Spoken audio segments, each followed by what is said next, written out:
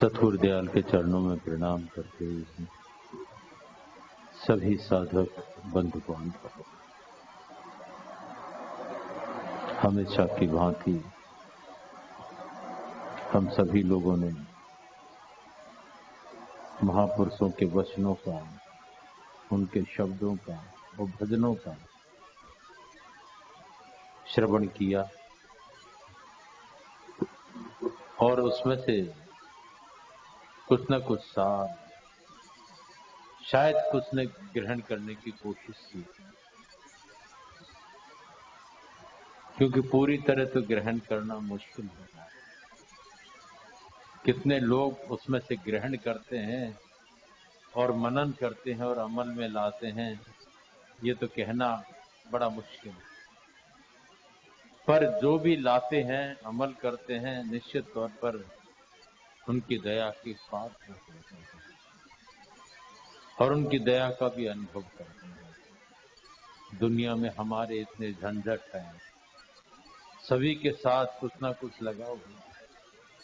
वो अपने झंझटों की अपेक्षा लोग दूसरों के लिए परेशान ज्यादा होते हैं और दूसरों की उन्नति या दूसरों के कार्य देखकर जलना, भुनना, ईर्ष्या करना, ये अंदर में पनपता रहता है और उसका जमावड़ा इतना हो जाता है कि जो हमारा जो पात्रता बनना चाहिए, हमारे अंदर की सद्गुरु की कृपा हमें प्राप्त हो, वो तो रह जाती है।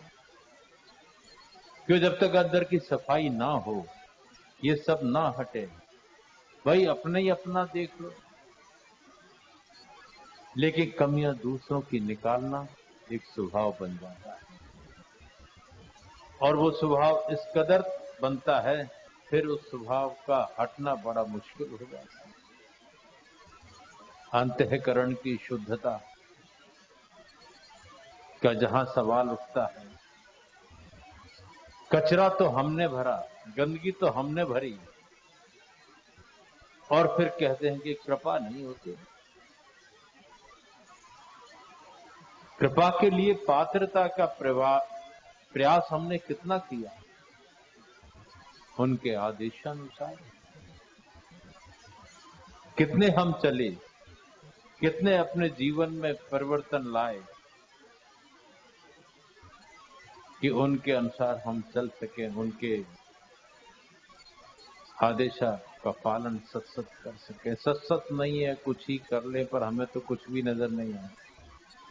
थोड़ा बहुत हो गया, बस हो गया, हमें सतगुरु मिल गए, बस अब हम चाहे कुछ करें चाहे धरें, बस अब हमें कोई जरूरत ही नहीं है। वो तो मिल गए, पर हम उनको मिले कि नहीं? हमने अपने अंदर वो पात्रता पैदा की या नहीं कि उनकी दया का हाथ सदैव हम पर बना रहे और हम उसके पात्र बने रहे। वो अंदर का हाल देखते हैं, बाहर से ज्यादा प्रभाव जो होता है वो अंदर का होता है। अंदर कटता है, क्रोध है, वैमनस्यता है, छोटा, गरीब, अमीर, हम तो बड़े गरीब हैं, वो तो अमीर को देखते हैं, ये भी प्रश्न उठने लगते हैं। लेकिन वहां ऐसा कुछ तालमेल होता ही नहीं है, वहां तो समदृष्टि होती है। ये हमारी दृष्टि के भेद के कारण हम परेशान हैं। वहां स्त्री पुरुष ये वो सब कुछ होता ही नहीं। अगर वहां भी ये सब होने लगे तो फिर वो मार्ग ही खत्म हो जाएगा। उस मार्ग का जो लाभ मिलना चाहिए कहां से मिलेगा? भ्रमित होकर चल रहे हैं, भ्रम में पड़े हुए। उस परम सत्ता का जो कार्य है, सतगुरु दयाल का जो कार्य है, विशालता को लिए हुए है। सारा संसार उनका अपना है, हमारा तो अपना संसार भी अपना नहीं हो पाता। पारिवारिक तौर पर, सामाजिक तौर पर, जातीय तौर पर हम अपने आप में भेद बाने हुए हैं, लेकिन हम अपने बड़ों का ख्याल रखना, बड़ों की हर बात का ध्यान रखना, सम्मान करना और छोटों को बड़ों का प्यार और आशीर्वाद तभी मिलता है जो आज्ञाकारी और उस तरह से चलता है। कई बार एक वो किस्सा सुनाया है कि एक क्षेत्र में, ग्रामीण क्षेत्र में गुरु जी का आगमन होता है तो बहुत सी भीड़ हो जाती है और सब कहते हैं मेरे यहाँ गुरु जी पधारो, मेरे यहाँ पधारो, मेरे यहाँ पधारो, मेरे घर भी चलो, मेरे घर भी चलो। तो गुरु जी कहते हैं भाई मैं कहाँ कहाँ चलूं, मेरे प्रश्नों का जो उत्तर दे देगा उसके यहाँ चल लो, जो सही सही उत्तर दे देगा। तो सब मान जाते हैं। उसमें से फिर एक से पूछा जाता है भाई तुम्हारी आयु कितनी है? बता दिए 50।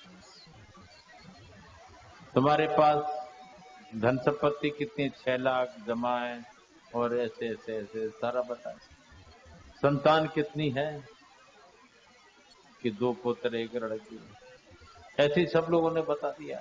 एक का नंबर आया, उससे पूछा क्यों भाई तुम्हारी आयु कितनी है? तो उत्तर देता पता नहीं। उससे पूछा तुम्हारे पास धन दौलत कितनी है? मेरे पास तो कुछ नहीं है। तुम्हारे कितनी संतान है? 2 लड़के हैं और उनमें एक ही लड़का मेरा है। एक बल्कि उन्होंने 2 लड़के नहीं कहा, एक ही लड़का है।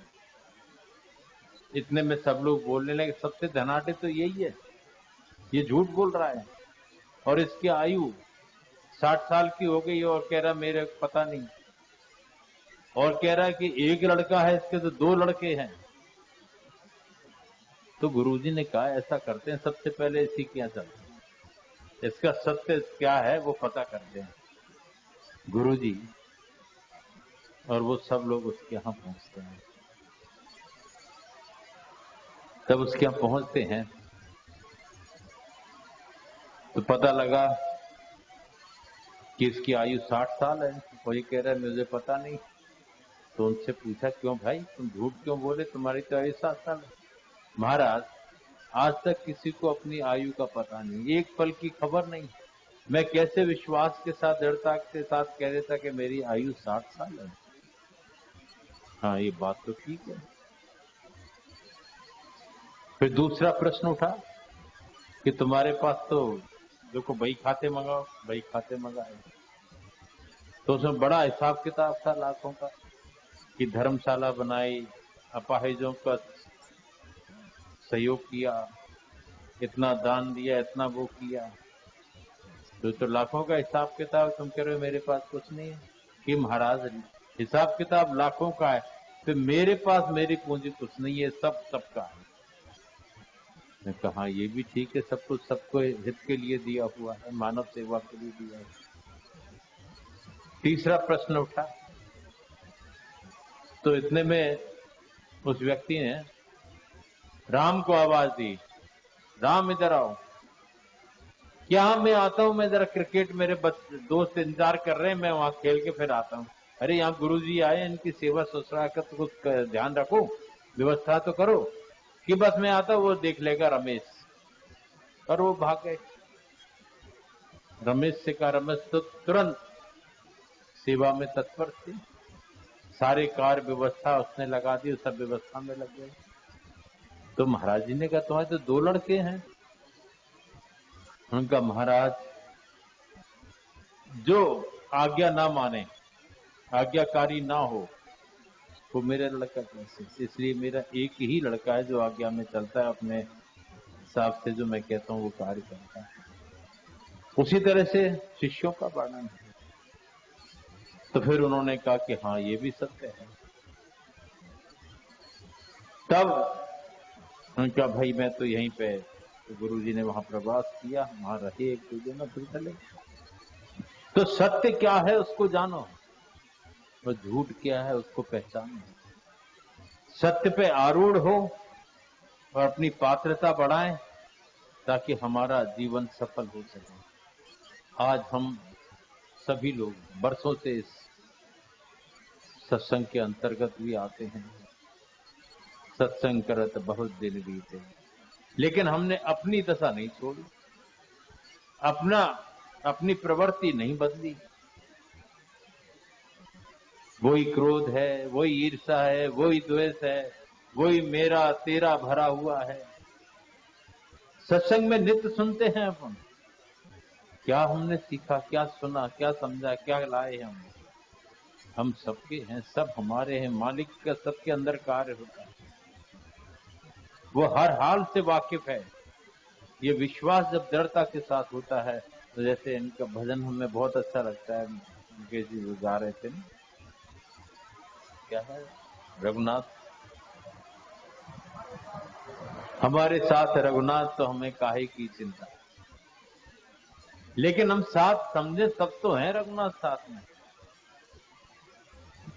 हम अपने मालिक को, सदगुरु को समझे साथ हैं, तो वो साथ हैं, वो तो एक पल को भी अलग नहीं है।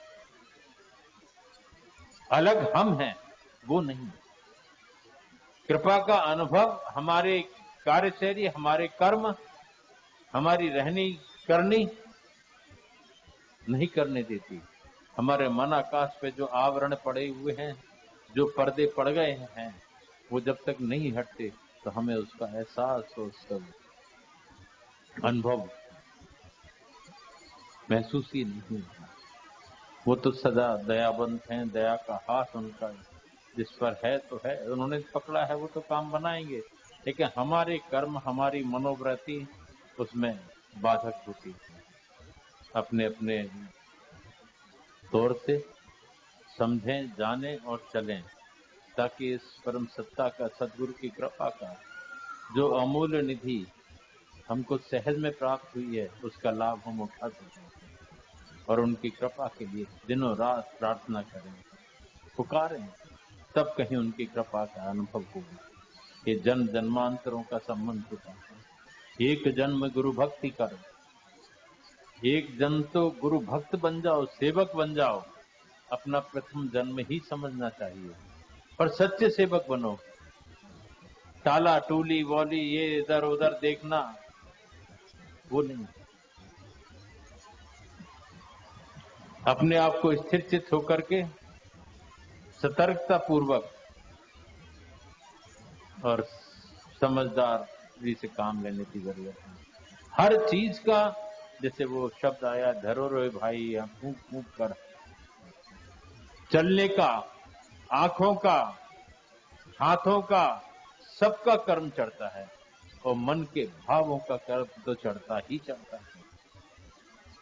चाहे बाहर से हम नहीं बताएं, लेकिन अंदर जो भी कुछ होगा वो घटना चक्र, तो उसके हम भागीदारी बन जाते हैं। बुराइयों से बचें, दूसरों के कर्म लेने की कोशिश ना करें, उनके पाप हम लें और पुण्य उनको दे दें, ये हानिप्रद है।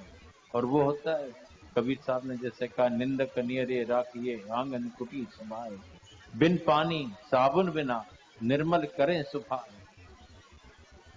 बिना साबुन और बिना पानी के तो हमारे पाप धुले जाते हैं निंदक, और हमें पुण्य प्राप्त होने लगता है। इसलिए ऐसे व्यक्तियों को खूब छुपा के अपने पास रखें, ताकि खूब निंदा करें और अपने अंदर निर्मलता आती जाए, पवित्रता आती जाए। तो इससे डरना चाहिए कि कहीं ऐसा तो नहीं हो रहा कि हमारे पुण्य क्षय हो रहे हैं, पाप हम बढ़ाते जा रहे हैं। ये मनोवृत्ति का बहुत प्रभाव पड़ता है, मन के भावों का बहुत प्रभाव है। उनकी दया के लिए अपने अंदर पाक पवित्र भाव लाएं और उनकी कृपा सदैव बनी रहे, उसके लिए निरंतर प्रार्थना करते रहें, ताकि हम उनके हो जाएं, वो हमारे हो जाएं। वो तो सबके साथ हैं, पर उसको ठहरने के लिए जगह बनाने की जरूरत है, ताकि उनकी कृपा निरंतर हमारे अनुभव में आए और हम उसका लाभ उठा सकें। हो